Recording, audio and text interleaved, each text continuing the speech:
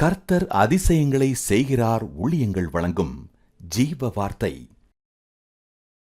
இந்த நாளுக்காக இயேசப்பாவுக்கு நன்றி செலுத்துகிறேன்.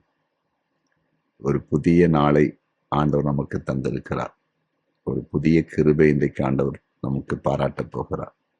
காலை தோறும் அவருடைய கிருபை புதிதாக இருக்கிறதா, புதிய காரியங்களை செய்வார். அது மட்டுமல்ல, ஜீவ வார்த்தை நமக்காக ஆண்டவர் தரப்போகிறார்.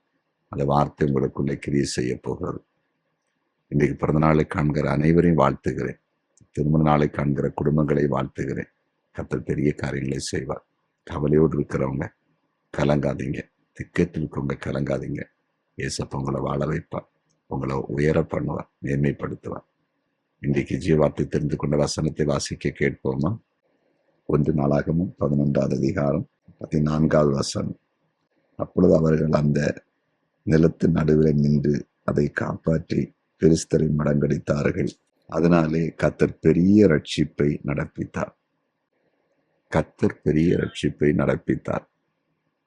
இன்றைய ஜீவார்த்தையின் தலைப்பு கர்த்தர் நடப்பிப்பார். கர்த்தர் நடப்பிப்பார்.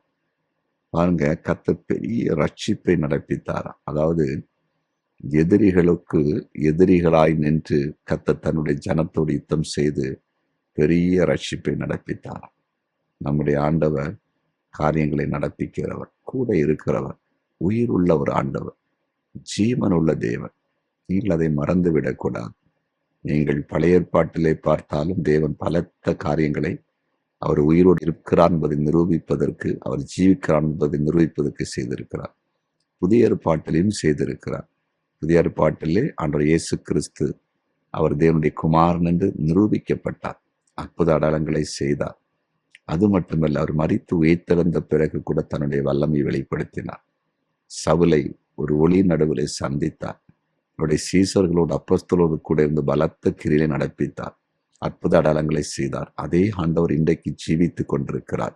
அவரால் செய்ய முடியாத காரியம் ஒன்றுமில்லை. பெரிய ரட்சிப்பை நடப்பித்த ஆண்டவர் இன்றைக்கு நடப்பிப்பார். குடும்பத்தில் ரட்சிப்பு வேணுமா, சமாதானம் வேணுமா, நெருக்கடி மாறணுமா, என்ன செய்யணுமா கர்த்தர் செய்வார். நியாயம் கிடைக்கணுமா, உங்களுக்காக கர்த்தர் யுத்தம் பண்ணணுமா, எல்லாவற்றையும் செய்வார். இந்த நாளில் உங்களுக்கு தேவைப்படுகிற அற்புதத்தை ஆண்டவர் செய்வதற்கு போதுமானவர். அவர் செய்ய போகிறார். அவர் செய்ய போகிற காரியங்களை அவர் நடப்பிக்க போகிறார். நம்மால முடியாது, தேவனால முடியும். அவர் நம்ம கூட இருந்து பெரிய காரியத்தை செய்கிறது நீங்க பார்க்க போறீங்க. இதுவரையிலும் உங்க வாழ்க்கையில நடக்காத காரியங்கள் எல்லாம் நடக்க போகுது. காரணம், கர்த்தர் கூட அந்த காரியங்கள் நடப்பிக்க போகிறார். விசுவாசிப்பீங்களா? ஜெபிப்போமா? ஜெபிக்கலாம். எங்கள் அன்பு தகப்பனே, உம்முடைய பிரசன்னத்துக்காக நன்றி. எங்கள் ஜெபத்தை நீர் கேட்டீர், அதற்காய் ஸ்தோத்திரம். பெரிய காரியங்களை நடப்பீங்கப்பா. இதோ ஜெபித்து கொண்டிருக்கிற ஒவ்வொருடைய வாழ்க்கையில் அதிசயம் நடக்கட்டும். யுத்தங்கள் ஓயட்டும் என்று ஜெபிக்கிறேன். நியாயம் கிடைக்கட்டும் என்று ஜெபிக்கிறேன். கண்ணீர் துடைக்கப்படட்டும் என்று ஜெபிக்கிறேன். குறிப்பாய் கொடிய நோய்கள் விலகட்டும். கேன்சர்னாலே யாராவது பாதிக்கப்பட்டிருந்தா இயேசுவின் நாமத்தில் இப்போது சுகம் கிடைக்கட்டும் என்று ஜெபிக்கிறேன். இருதய பலகீனத்தில் யாராவது பாதிக்கப்பட்டிருந்தா இருதயத்தை ஆண்டவர் சுகமாக்கும்படியாய் ஜெபிக்கிறேன். கிட்னி பாதிக்கப்பட்டிருந்தா கிட்னியை நீர் சரிப்படுத்தும்படியாய் உடைய ஊழியக்காரன் ஜெபிக்கிறேன். இன்னும் தூக்கம் வராதவர்களுக்கு தூக்கத்தை ஆண்டவர் கொடுக்கும்படியாய் ஜெபிக்கிறேன். நடக்க முடியாதவர்களுக்கு நடக்க பண்ணுங்க. இன்னும் சரீரத்தில் உள்ள அத்தனை நோய்களும் விலகட்டும். ஆண்டவரே, எல்லா நோய்களும் விலகட்டும். மருத்துவமனையில் ஆபத்தான நிலையில் யார் இருந்தாலும் சுகமாக்கும்படியாய் ஜெபிக்கிறேன். சொந்த வீட்டில் அதற்கு வீட்டை கொடுங்க. கடன் பாரங்கள் விலகட்டும்.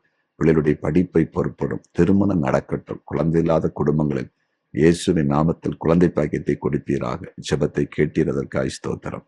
இயேசுவின் நாமத்தில் பிதாவே. ஆமென், ஆமென், ஆமென்.